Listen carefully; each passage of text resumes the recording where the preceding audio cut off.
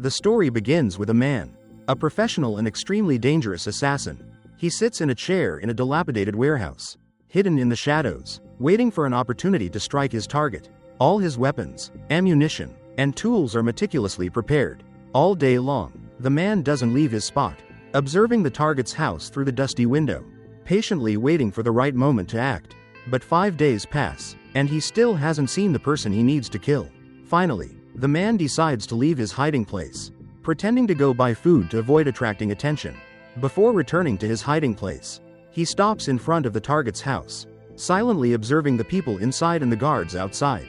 He memorizes their habits and daily routines before returning to the warehouse to continue his surveillance. The man adjusts his sniper rifle, aims at the house, and continues to wait patiently. As night fell, he brushed his teeth, performed his usual personal hygiene routine, and went to bed. But every 10 minutes he would jump up to check the situation through his binoculars. Suddenly, a sound echoed in the night. He glanced through the binoculars and saw his target had just arrived home, accompanied by a girl dressed like a dancer. The assassin immediately raised his gun, his finger on the trigger. The girl began dancing in front of the man, who remained completely unaware of being watched. As soon as the man sat down on the sofa, the assassin pulled the trigger. But the girl suddenly stepped out of his line of sight, and the bullet struck her. The assassin was about to fire again, but the guards outside quickly drew the curtains and slammed the windows shut, preventing him from seeing anything further. Realizing his mission had failed, he quickly holstered his gun, cleaned up all traces, and left the warehouse. He jumped onto his electric scooter and sped away. To mislead the police, he discarded some personal belongings. After traveling a considerable distance, he abandoned his vehicle and began walking. Crossing a bridge, he threw his helmet into the river and then went into the restroom of a convenience store. There, he thoroughly washed his face, shaved, changed clothes, and even cleaned the toilet to leave no trace. Afterward, he hailed a taxi and went straight to the airport. Upon arrival, he threw the gun in the trash and lined up to buy his plane ticket. While waiting, he noticed a police dog staring at him, so he quickly left the line, returned to the restroom to clean himself and change his scent. When he came back, he obtained his ticket using a false identity. While waiting to board, his boss unexpectedly called. His voice was furious. "You've ruined the whole plan." Without another word, he coldly hung up, smashed the phone, and boarded the plane. During the flight, he noticed a strange man watching him. Upon landing, he decided not to continue his journey but to change tickets, using another false identity. However, at the counter, he found the same man waiting nearby. Sensing something was wrong, he postponed his trip to the next day. That night, he rented a hotel room. Acting as cautiously as a predator, he set a trap at the door and sat in the shadows with a knife, ready to strike at any moment. But the night passed in silence without anyone coming. The next morning, he boarded a plane back to his homeland, the Dominican Republic. Upon arriving home, he noticed strange footprints near the gate and a half-smoked cigarette butt. His assassin instincts immediately put him on alert. He drew his gun, silently entered the house, and saw bloodstains on the floor. Clearly someone had broken in. He quickly called his girlfriend, but when she answered, he heard a commotion and rushed to the hospital. There he found her unconscious in the emergency room, with her brother standing beside her.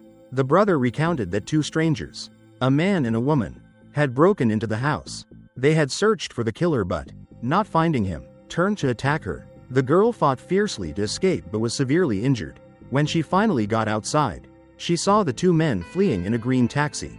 Hearing this, the killer was furious. He stayed at the hospital all night, keeping vigil by his girlfriend's bedside. At midnight, the girl woke up, tears streaming down her face, and recounted her painful story.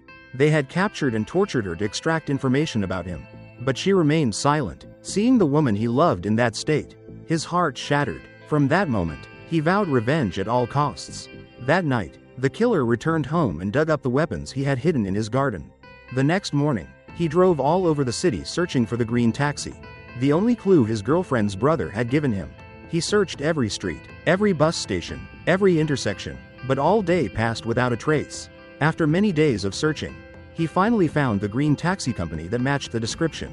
That night, he broke into the taxi company's office, overpowered the manager, and forced him to turn on the computer. Then, the assassin logged into their computer to track down the taxi driver who had driven the two murderers away from his house. Once he obtained the driver's information, he took the driver's file and left. The next day, the assassin waited for the taxi driver outside the station. As soon as the driver arrived for his shift, he quietly followed him, pretending to be a passenger to get into the car. Meanwhile, the driver was completely unaware that he was carrying an extremely dangerous person. When the driver turned around to ask something, he saw the assassin holding a gun. Terrified, he took out his wallet, thinking it was just a petty thief. But the assassin didn't care about the money. He cocked the gun, threatened him, and began questioning him about the two passengers he had driven to his house. After remembering the two people, the driver immediately recounted everything he knew. He meticulously described the characteristics of the two murderers. The driver said he picked them up from a private airport and drove them to a house. He then waited outside, and when they returned, both appeared injured. One of them seemed to have a limp, but he didn't ask any questions and simply drove them back to the private airport and received his full payment. During the recounting of the incident, the assassin ordered him to take him to a secluded location. The driver even offered to provide more details about the two passengers if needed. But the assassin didn't hesitate to kill him. That same day, the assassin booked a flight under a false identity to New Orleans with the mission of finding the two men who had injured his girlfriend. Upon arriving in New Orleans, he rented a 16-seater van and went to a secret storage facility to retrieve several guns and new identification papers. He then changed the license plates before driving to a cleaning service company, posing as a contract worker to pick up cleaning supplies. After loading his cleaning equipment onto his truck, he drove straight to his boss's company, intending to disguise himself as a cleaner to infiltrate the building. However, standing outside, he realized that an access card was required to enter, so he waited for an opportunity. As soon as a delivery truck arrived, he conceived the idea of infiltrating. First, he pulled out a tilted trash can and pretended to hurriedly push it inside. Seeing him struggling with the trash can, the delivery driver opened the door for him to enter. Inside the building, the assassin, disguised as a cleaner, waited until the delivery driver left, then pulled out his gun and stormed into his boss's office. He confronted the secretary and forced her to follow his orders, tying his boss to a chair, and of course, tying herself up as well. Taken aback by his sudden appearance, the boss insisted he had no connection to the two men who had tortured his girlfriend. He said their client, who had ordered the assassination, was frustrated by the failed mission and ordered the assassin killed as punishment.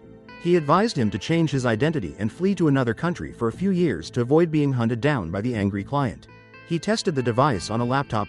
After seeing it work, threatened to use it on his boss. But the boss dismissed it as an empty threat and continued to urge him to leave the country before the client arrived. Hearing this, he unexpectedly shot the boss in the chest with a nail gun. Then he pulled out his phone and said he would call emergency services if the boss revealed information about the two murderers.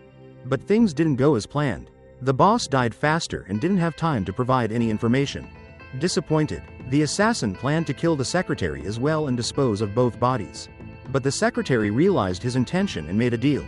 She promised to reveal the identities of the two murderers if he killed her, but arranged for her body to be disposed of in a way that wouldn't be traceable, as she wanted the crime staged as an accident so her life insurance money would go to her children. The assassin agreed and temporarily released her. Then he wrapped the boss's body and put it in the dumpster he was carrying. After cleaning up the office, he drove the body and the secretary home. On the way, she begged him to spare her life, but he ignored her. When he got out of the car to open the garage door, she screamed loudly and tried to untie herself, hoping someone would hear, but there was no one around. Once inside, the secretary revealed the identities of the two murderers and showed him the postcard revealing the identity of the client who had given the order. After obtaining this crucial information, he broke her neck and pushed her down the stairs to make the death look like an accident, ensuring her children would receive the insurance money. Then the killer went back to the warehouse and cremated his boss's body. He then drove to a bridge and threw the urn of ashes into the river to dispose of the evidence. That night, he disinfected the car and discarded the fake license plates, then returned the car to the rental company. He then flew to Florida to track down the two men who had tortured his girlfriend. He went to the male murderer's house and found a group of men playing with a dog. One of them had a limp that matched the taxi driver's description. So the assassin spent the whole day lurking, waiting for the right moment. As dusk approached, he saw them leave and followed them to a casino. After observing for a while, he returned to the killer's house. In the middle of the night, one of the three men returned home alone. That's when the assassin's plan began. The dog suddenly barked loudly upon seeing him, so he threw it food laced with a sedative. After the dog fell asleep, he sneaked into the house to prepare to kill the man. But the killer had anticipated this and launched a surprise attack. A fierce fight ensued, with the other man dominating and delivering a series of blows. But the assassin counterattacked. making the fight incredibly tense and evenly matched. When the assassin gained the upper hand and wounded the other man, he pulled out his gun to shoot, but the assassin managed to distract him and escape into a room. Waiting until the killer entered, the quick-witted assassin fired his gun through the door, then stepped out and killed him in a flash. The gunshot woke the dog, which lunged to avenge its owner, but the assassin managed to escape and lock the dog inside the fence. Then he lit a Molotov cocktail and threw it inside the house, causing it to burst into flames. Having finished with the man, he continued his search for Teresa, the woman who had participated in torturing his girlfriend. The assassin flew to New York under a false identity, rented a car, and drove to her house, silently observing and waiting outside all day. At night, when he saw her leave the house, he followed her to a fancy restaurant where she entered with a man. When the man left, he went in and confronted Teresa. She immediately recognized him and accepted her fate. Then she ordered an expensive bottle of wine and asked him if he had killed her boss. The assassin nodded slightly. When the wine arrived, Teresa took a sip and said slowly, "I was just following my client's orders. There's no animosity between me and you, or between me and your girlfriend. I even objected to torturing her. But when they couldn't find you, my accomplice took his anger out on your girlfriend." Hearing this, the assassin coldly stated that he couldn't spare her. Teresa sighed, stood up, and led him to a deserted park where they would settle things. Teresa slipped and fell, holding out her hand for help. But the assassin didn't hesitate and immediately pulled the trigger. The bullet pierced Teresa, causing her to fall down the steps and die instantly. Upon closer inspection, he noticed she was hiding a small knife in her hand.